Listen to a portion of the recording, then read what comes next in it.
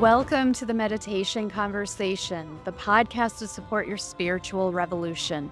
I'm your host, Kara Goodwin, and this is such a great episode with Aneta Ardelian Kuzma. She has experienced a radical transformation from being a burnt-out bank executive to helping others transform their lives at both the professional and personal levels. I almost couldn't believe what she shared about her life as an executive, what it had been like. Although it did make me think back to how I would burn the candle at both ends when I was living my corporate life. You'll be inspired by how she created a life full of purpose, service, and flexibility. Annetta is a coach and consultant and the founder of the Ardelian Kuzma Group. Her passion is helping clients create transformational change.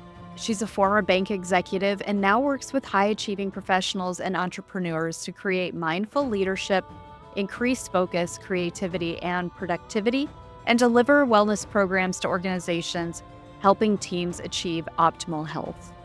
Be sure you check out karagoodwin.com where you can get a free 10-minute meditation. And if you want support for your meditation practice, I have a 21-day online program to help you develop your own practice. There's also the Healing Hearth membership where you can get live online assistance with your questions about meditation and life. And you can also get a personalized recorded meditation/energy transmission to help you get through whatever challenges are showing up in your life. All of that and more on karagoodwin.com. And now enjoy this episode. Well, welcome, Annetta. I'm so excited that you're here today. Kara, I'm so excited to be here with you. We just finished a couple of hours ago recording for your podcast.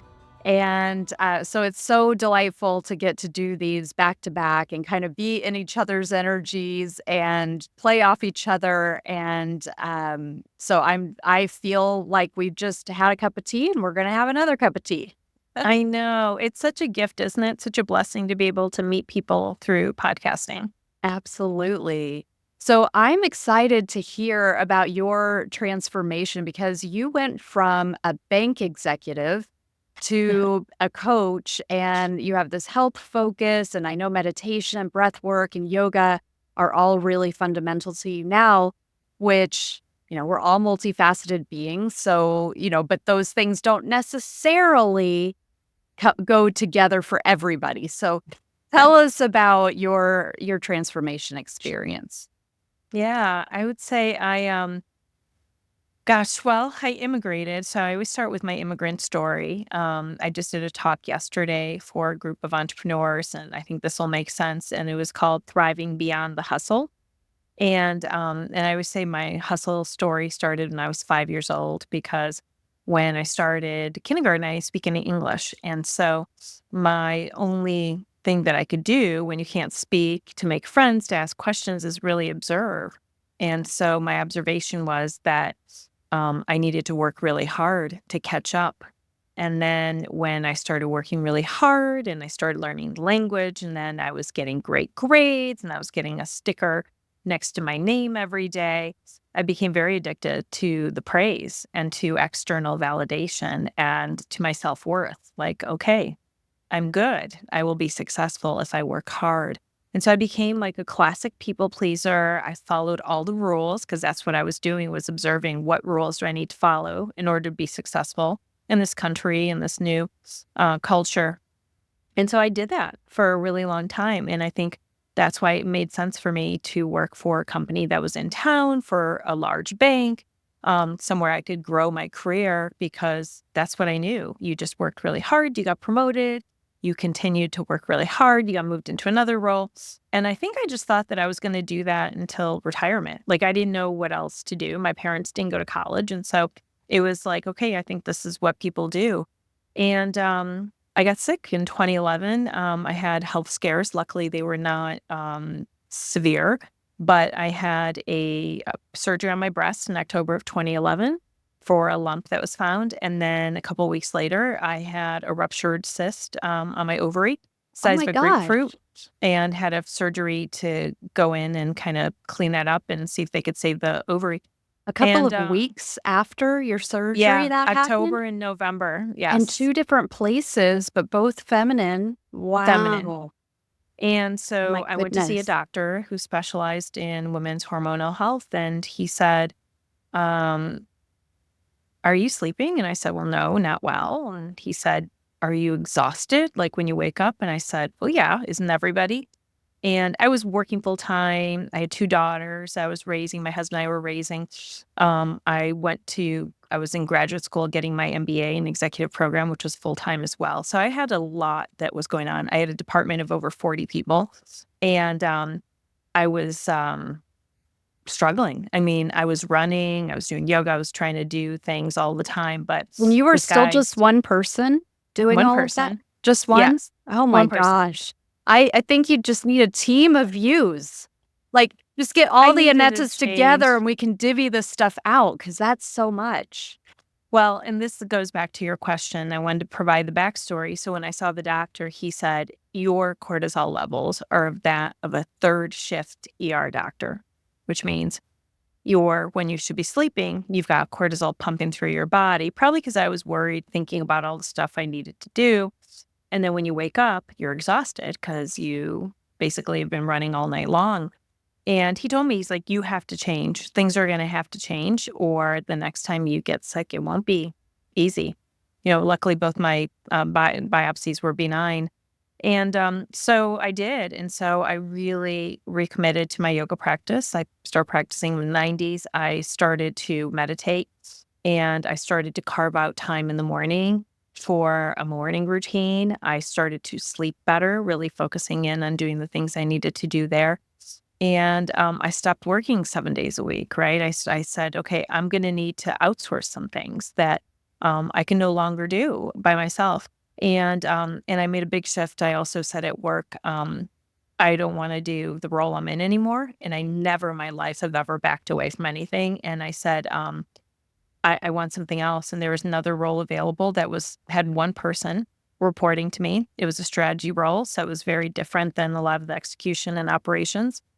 And so I moved into that role, which was a little bit hard for my ego because I was, operating in this very masculine way for so long. And that was the beginning of me really saying, okay, I know what I need to do to take better care of myself. And it started working. And I fell in love with all these practices. I really was on a spiritual journey as I was continuing to explore more and more. And I hired a coach and I said, I don't think I want to retire from here. In fact, I know I can't do this anymore for the next 20 years or so. I think, in my 40s when I reached out to her.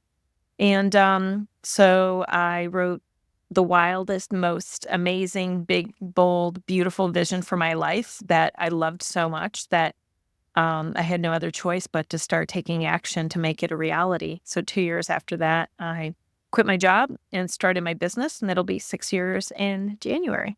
Wow. Now, I can only imagine the courage that it Mm. took to step down from, I mean, even just that step down from staying with the company, but like you said, the ego hit that you took. I Oh, mean, yeah. and, there's a female side to this too, in terms of being an executive, kind of overcoming what so many women don't have the opportunity Yes. to do. Um, but then kind of forcing yourself into a masculine kind of mode of operating. Um, Talk about the courage muscle to I break think, and how to work that so we can break out of comfort yeah, and habit. I don't know if I saw myself as courageous, but because I felt like I had fear, I still had so many fears that I was working through because I only knew one way to do things. And so trying to do something different was super scary. And um, and so I would distract myself a lot. So after I finished my MBA program, the same month I signed up to run a marathon, and I'd never run more than like maybe, I don't know, 4 miles at that point. So I did stupid stuff still on this journey, but um, I decided that instead of doing things like that, like signing up for a marathon, I was going to say yes to the things that scared me that were actually going to get me where I wanted to go in my business. And so that was a shift. And, I prepared myself for 2 years. I was not one of those people that felt comfortable taking risks like, okay, I have a vision, let me quit my job and have no income. So I started building the bridge. I call it building the bridge. And I say the same thing with my clients. Just start building the bridge from where your life is now and where you want to go. And just take small steps, right? Start researching coaching programs. What does it look like to get certified? I went and I got my yoga teacher certification. Then I got my meditation certification. So I started taking action even while I was at the bank, still doing a good job. I kept getting promoted there and it was actually, it was great, but I was building the bridge every day. And I think for me, that was a good way to not fear taking the steps because I still felt like I had this big safety net. And then one day, Kara, I will tell you, it was like in one moment, I knew that I was going to leave. And it was just the day, and I say this all the time, I say it's the day my faith was greater than my fear. I just felt the shift and I was like, oh, the time is right. So I actually reached out to my boss and texted him and I said, I need to meet with you over the weekend. I don't want to wait until Monday. And so he was like, uh-oh, what's going on? And I had a great relationship with him, but it just felt immediate. And I was so scared, please don't let me chicken out. And so I met with him on a Sunday morning in a coffee shop and it was like, this is what I want. Wow. Oh, that's amazing. Yeah. So you talked about this 2 year, you built out this dream. You worked with your coach to build out this dream. Mm-hmm. Talk about that. Talk about how you were able to tap into even what could an alternative life be? And then what you put into place to help you get there.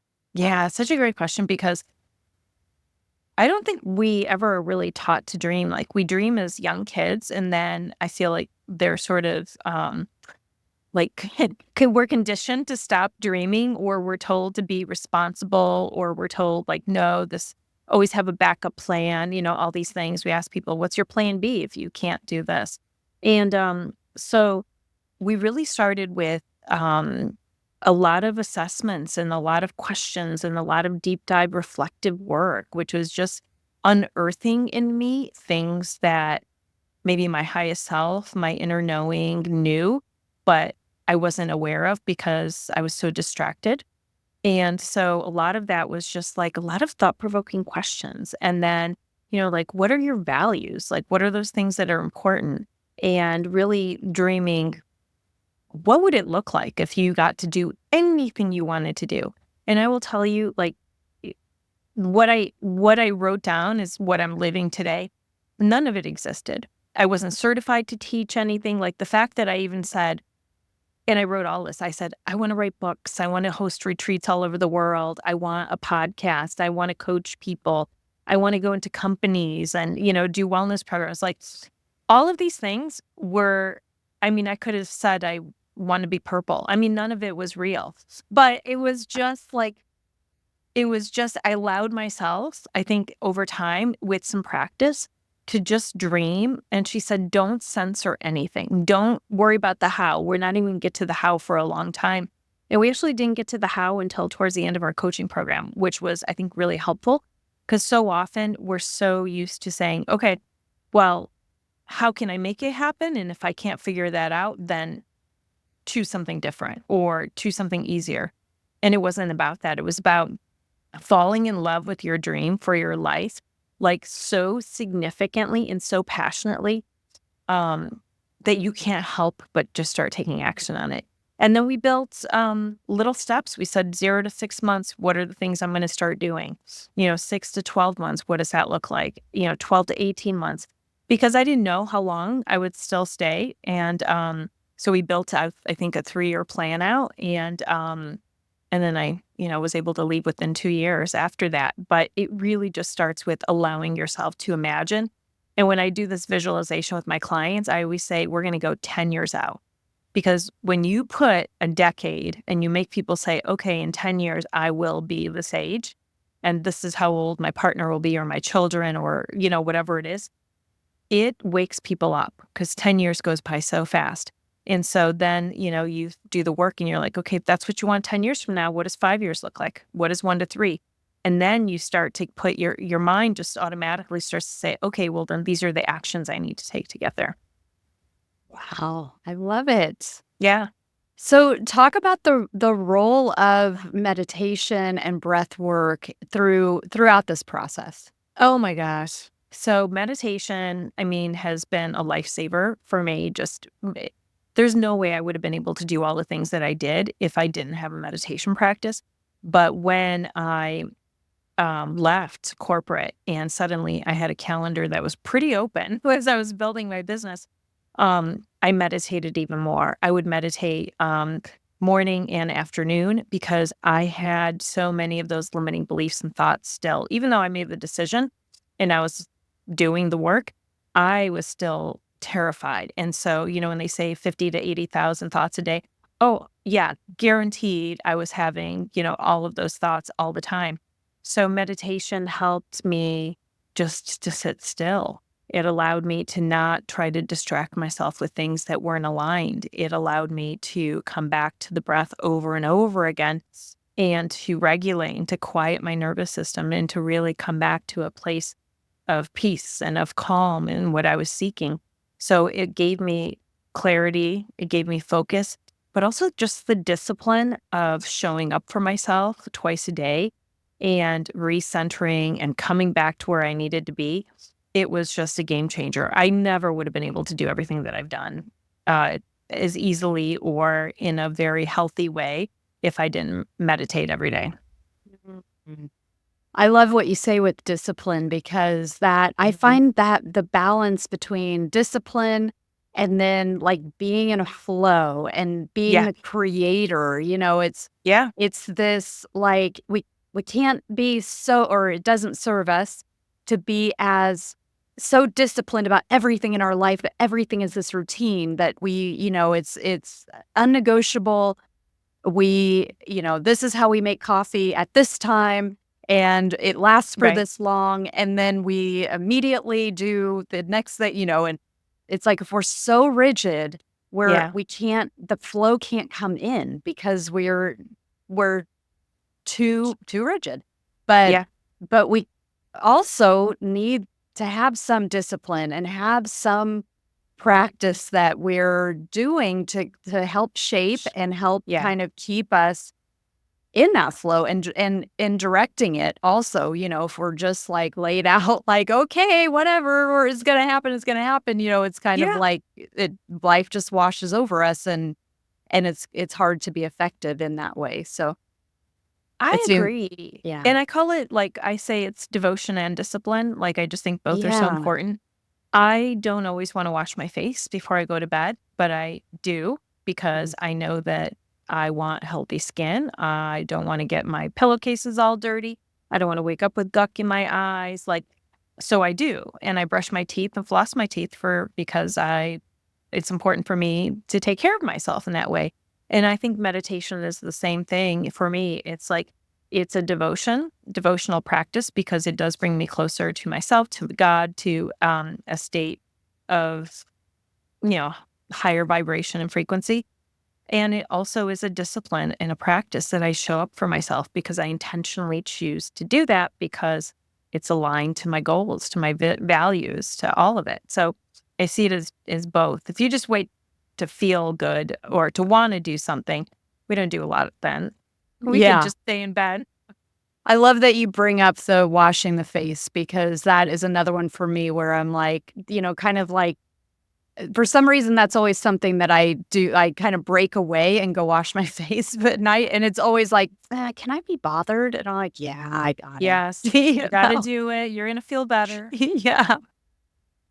So, what type of people do you work with now that you're on the other side, and you're coaching people? Do you work with a lot of executives, people who have a similar Yeah. experience as to what you had, and mostly female, or what's it like for you? Yeah, I have males and females, and I work with I call them high achieving executives or entrepreneurs. who have followed all the rules, done everything, and they get to a point where they're like, huh, is this it? Like, I did all the stuff. Should I be feeling better? Should my health be better? Should my relationships be better? Maybe I should have more satisfaction in life or with my job. And so they have done all the things. They are ready to do the work. And they also know that they don't know how to do it on their own. So it's me, like a decade ago. It's me before. And I love that I work with males and females because I love working with women. And I also think that there are a lot of males out there who are also struggling and things manifest in them differently. Physical, we have a lot of heart disease. We've had a lot of loss that in there and a lot of burden of carrying responsibility, but not necessarily um, the ability to share in a way or, no one's really modeled that kind of behavior. So, and in my meditation group in the morning, I would say it's like half and half. I love it. It's a lot of men are showing up every morning meditating, and it really makes me happy knowing that they're going into their families and then their workspace, starting from that place every morning. That's beautiful. There was something that you said earlier about when the importance of meditation, especially when you came out of your bank job, your executive job, Yeah. and you started your new job. And it reminded me of a recent podcast that you've had.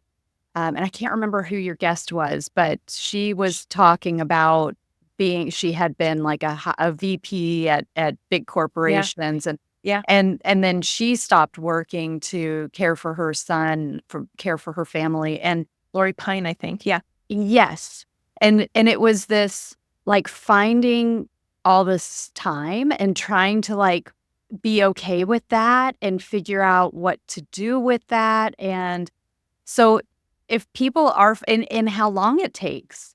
And I actually come from a corporate background too. I worked as a client executive for uh the client executive part was the last part before we Hmm. moved abroad. But I've done blue chip companies and Yeah. corporate consulting, all kinds of things. And so I also remember like when you kind of step off of the pier and you're suddenly like, oh my gosh, what do I do with myself now? Yeah. So, what are some things that you found as you came up against that? And I mean, it sounds like you had things pretty well planned out by the time you actually left. But if there are people who are kind of in that middle ground right now, what can you tell them? Well, it was scary. My calendar which was a brand new Google Calendar for my business. So literally, if you go back to it, and I had this as a slide yesterday at the presentation I did to entrepreneurs, there was nothing on there except for the national holidays. Every day was blank, and that was terrifying. And so that's where I went back and I said, okay, I could recreate this exactly the way my life used to be in meetings all day long, no time to eat, like all those things. Or I'm going to do this differently. And so I just said, what's my ideal work week look like? And what do I want to do? Oh, well, I want to meditate in the morning myself. I want to practice yoga. I want to make sure I can get a walk in. Great. Maybe I don't start seeing clients until, 9 in the morning. Okay, that feels good. I want to take lunch every day. Well, good. Let's mark that in. I'd like to get off of work at 5 because my husband comes home and I want to be able to do those things. Great. Maybe I'll see some clients, in the evenings on Tuesdays because typically that would be okay. Okay, how do I adjust Wednesday? I literally just said, what would feel so good to me? And then I was flexible enough. If something came up, of course, and the client could only do a certain time, I was building a business. And so I was realistic. But starting from what I wanted versus like just arbitrary and allowing things to just unfold the way they would was really helpful. So I say, pick your intentions around what feels good to you. And over time, I've been blessed to be able to continue to refine it where I say, Mondays, I don't see clients. I will see them Tuesday, Wednesday, Thursday, half a day Friday, and then Friday afternoons, I don't see clients. Of course, I adjust it if I need to, but, and then Tuesdays and Thursdays are days I record podcasts. Like you can do whatever it is that you want to do, and then just be flexible enough if you need to adjust, of course. But if you don't start from that place, you're not going to have any sort of structure that feels good, and you'll find yourself in the exact same spot that you were before. So that's what I did, and luckily it's worked well. That's beautiful. And when you work with people, are you working with people who are wanting to transition into entrepreneurship, or are you working with just a variety of types of clients? Yeah. So I got certified in executive coaching, in health and wellness, and in life coaching. And because I wanted to be able to work with people with whatever their needs are. So sometimes people want to leave and don't know what they want to do. Sometimes people want to leave and they have a business in mind and they want to start that as a side hustle before they leave. Sometimes I work with people because their health and wellness isn't great. They just want mindfulness. They just want to get healthy again. They want to figure out how to focus and prioritize their life, and they want to stay in their job, in their career, because they love it. It's just really stressful and they don't know what to do about it. So it really, it just depends on the person. And I love that I had the proactive thought to say, I don't want to have to refer someone to someone else. Now, sometimes I refer people to therapists if it's not a coaching opportunity, but I want to be able to work with people on all their needs. And so a lot of times clients will come to me with at least 2 or 3, and we're able to build programs around their specific needs. Mm, that's beautiful. Now, your podcast is Living the Width of Your Life. Yeah. Is that the correct title? The full Yeah, title? live the width of your life. Live Yep. the width of your Mhm. life. And so tell us, I want you to explain what that means, Yeah. but also I want you to answer it because you always ask your Mm. guests Yeah. what it means to them. So I want to know what it means for you. Yeah. So I found the quote, and Diane Ackerman said the quote, and when I was in corporate, it said something to the effect of, at the end of my life, I don't want to look back and realize I only lived the length of it. I want to have lived the width of it. And I spent some time asking myself, what does that mean? And am I living the width of my life? And the answer was no. I was living the length in the sense of I was constantly looking at the next achievement, the next goal, living for the weekend, living for the holidays. I was just always looking ahead, never really in the present moment. And so for me, and I think everybody's definition is different. For me, living the width is that we can't control how many days we are given to be alive, but we can control what we do with the days that we have been given. So for me, it's making sure that every day I show up for the things that I say are most important to me. So my calendar is a direct reflection of the things that I value: my family, my friends, my health, my clients, acts of service in the universe, and so it's really building your life around the things that you say are most important and then showing up for yourself in that way. And I think under foundation of all of it is service, is love, it's relationships, because those are the things that really bring us peace. Those are the things that bring us joy. And I've been fortunate enough to be able to build a life that I do feel like I'm living the width of it. That's beautiful. Mm. And what sort of things are you doing now? Like now that you're established, you're 6 years in, right? It'll be 6 years in January. You're 6 years in January. Yeah. And so you're established, you're not in the same place that you were when you came out of your executive job. Yep. What types of things are you doing now to kind of get you? So I'm kind of speaking out of both sides of my mouth because I know like the present moment and like serving Yeah. like what is coming Yeah. now. But if we do look at the length Yeah. and do look ahead to what's coming, like what are you kind of working towards now Mhm. that you see for Yeah. the next version of yourself? Yeah, absolutely. So, I want to keep writing books, and so I've written 1 book and a journal that accompanies it, and so I love to write and I love to read, and so I want to continue to write and to publish, fairly regularly. I also love to speak, so I said 2025, I want it to be a year of a lot more speaking engagements, and, I really wanna do a TEDx talk. That's something that's been on my vision board for a long time. I want to continue to do retreats. I do retreats, international and domestic. I want to continue to do more of them and really play around with what does that look like, where they could be even more niche based and go really deep. And I would love to do a group program online. I haven't done that. I do a lot of corporate group programs, but I would love to do something maybe online that appeals to people that don't want to do one-on-one and be able to scale. So I think that's the next frontier, is really saying, how do I take all the things that I'm doing? How do I scale? And also weave all these things together.